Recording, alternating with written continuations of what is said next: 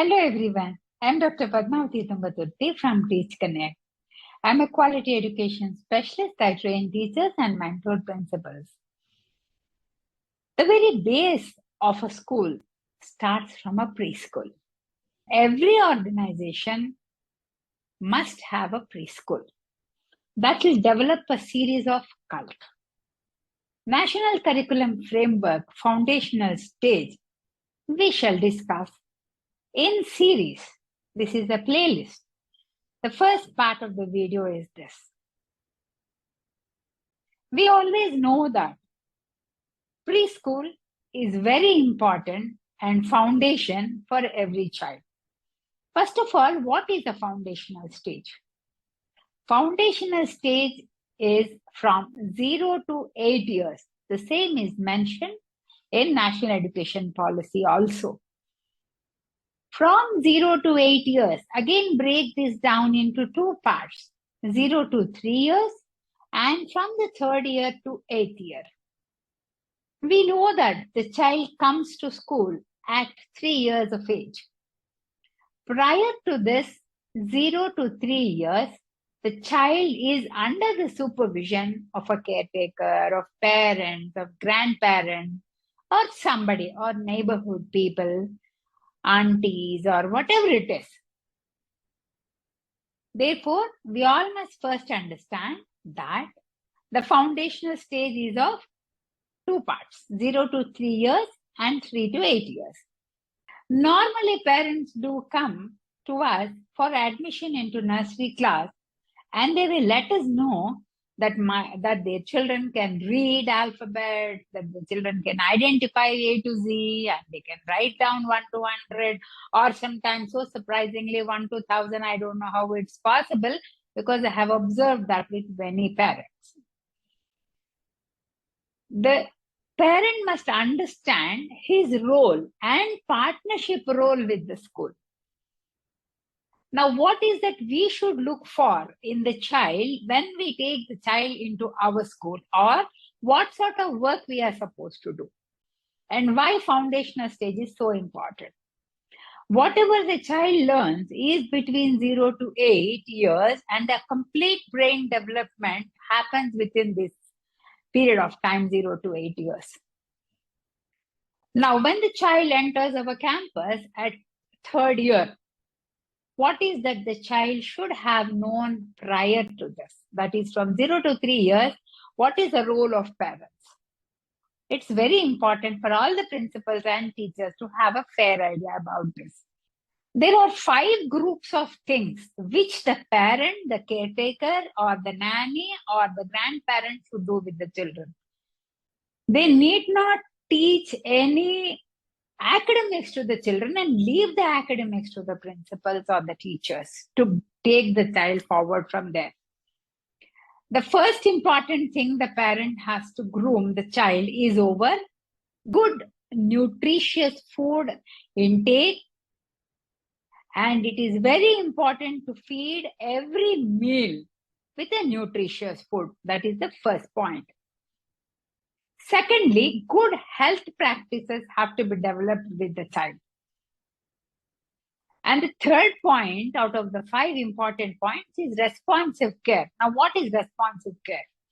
Responsive care is making the child understand that arena of care, safety, what the child is able to understand at home, what's a home, what is the importance of the child in the environment. And there are people who are looking forward for the child. That is responsive care. Number 4 is safety and protection. The child must understand that she or he is safe with the parent or at home from 0 to 3 years. And there is a lot of protection around, right, from grandmother to the parent.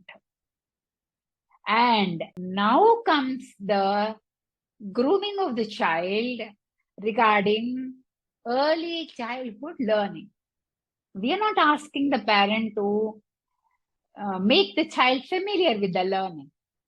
But what the parent has to do is he has to inform the child that the child will be going to a school and the parent will not be available. and there are certain safety precautions which will be taken by the school. What's the school? And if possible, bring the child to the school.